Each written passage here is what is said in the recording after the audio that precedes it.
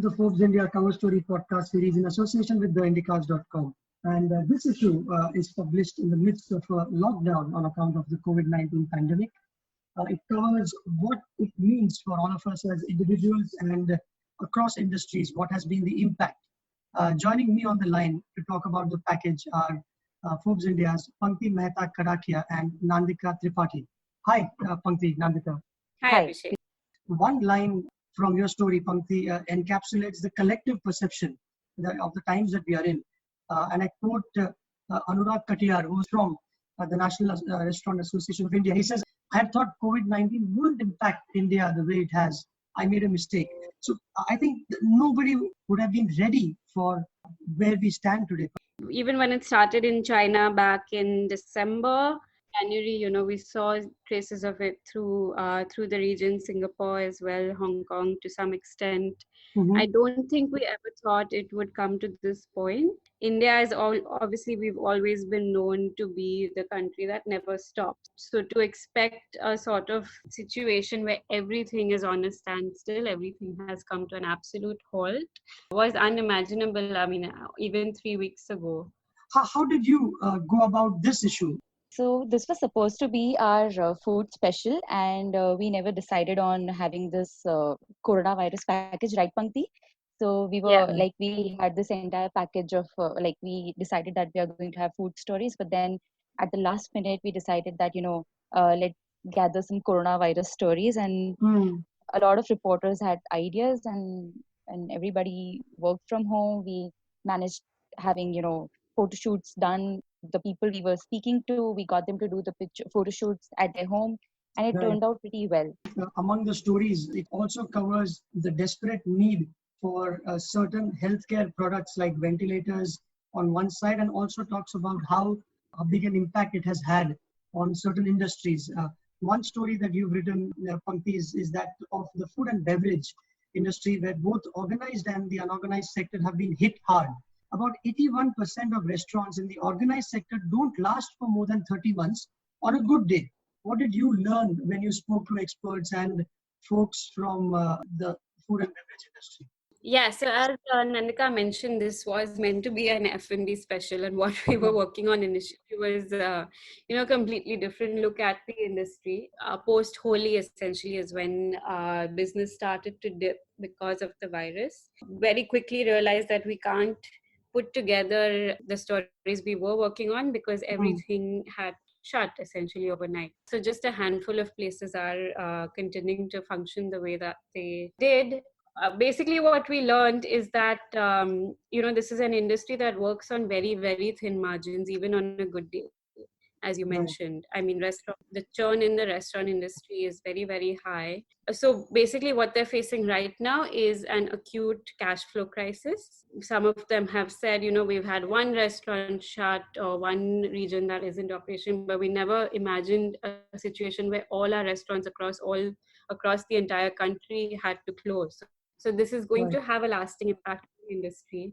We're likely to see mass layoffs. Already companies, even the biggest restaurant companies in the country are, not being able to pay their staff their full salaries. Some of them have asked employees to go on leave without pay currently. Some of them, in fact, say that if this does extend, then they might have to shut shop temporarily, maybe reopen once things are better. But there's also no way to predict how diner trends will change in the coming months. Like at what point will people be okay with stepping out and eating out as much as they used to? People are learning to eat home cooked food, not ordering delivery either. So it's this mass behavior change that's happening at the same time. So we don't know what the impact of that will be on the industry.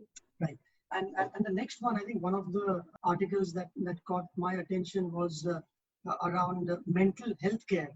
That's a brilliant piece about how important it is during these times, especially of social isolation. So experts say that the lasting effects of mental health from this crisis will far outlive the physical health.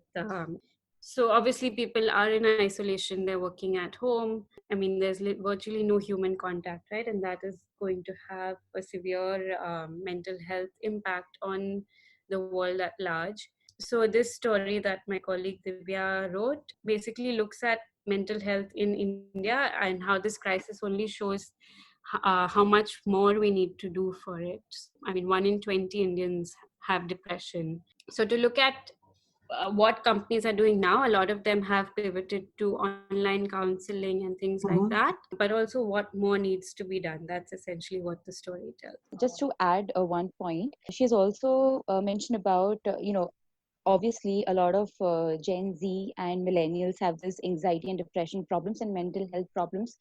But there are many senior citizens, they also have a lot of mental health disorders and they remain undiagnosed. They also need help with mental health problems. I think I'm sure there is a spike that mental health professionals would be seeing across the world during this time, and India will be no different. Some of the other highlights, if you could just take us through for our benefit of our listeners. So we also have an interesting piece on the demand of sanitizers. So how a lot of new players have come up in this industry in the wake of coronavirus amid the existing ones. We also have stories about how the manufacturers from medical device makers to automakers are stepping up to produce ventilators. Across the world, there is a dire lack of ventilators, and some companies are, trying to step up. Could you give a couple of examples as to how this is coming along, whether it's the startups or big players like Mahindra and Mahindra, perhaps? What we're seeing is an interesting situation where big players like Mahindra, Maruti, Tata Motors, etc., are getting into the game to help out. But they're also partnering with smaller startups. So there's a Delhi-based startup called Agwa Healthcare, which has partnered with Maruti to supply ventilators, for instance. It's literally an all-hands-on-deck situation, and my colleague Varsha has looked at this story. Last couple of questions is, given that we are in these times and work from home will soon become a norm, at least for the forthcoming future, how does it impact people who have jobs and can be done from home? So we spoke to a lot of entrepreneurs and professionals to find out how ready they are to work remotely. And we had a lot of case studies in which we looked at people who have been working from home for many years and they were comfortable doing it right now. So it wasn't a problem for them. But we also had some examples in which the environment of their businesses as such in which they cannot work remotely. And so they decided to gel up with their employees and started doing team building activities. I think India has a long way to go to adapt to this culture, given the technological challenges, as well as I think the employers don't trust their employees as much. Working from home in India comes with a lot of advantages as well as disadvantages. We found that obviously it works for some people and not for others. I mean, it obviously does have its advantages, right? It offers you that flexibility that a traditional work from office job has not been able to. In general, the conclusion that we came to was that even if companies can offer certain kinds of employees that flexibility, if not everyone, or if they can, all employees say, work from home 2 days a week or 5 days a month, then that can really help in achieving that work-life balance that everyone is entitled to. Right. This is something new to all of us in terms of working from home as a culture for India. How have some of the organizations, adapted almost overnight to the whole concept?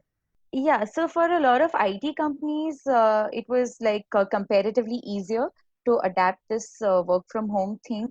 For some companies, it was the IT team had to come together and to make sure that other colleagues are working from home and that they don't face any issues. I mean, a lot of companies did it, pretty quickly. Yeah, and I think during these times, well, a company like WeWork may not really fly because of because everything is sealed, but tools like, Slack, Zoom, as you mentioned sometime back, Google Meet, Teams, etc., are some which will do exceedingly well.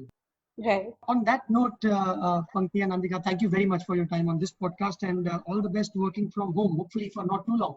Thanks, Abhishek. Same to you. Thank you. Thank you. And all your listeners, you can get this podcast on ForbesIndia.com as well as on iTunes. And to have someone call you for a Forbes India subscription, message Forbes to 51818.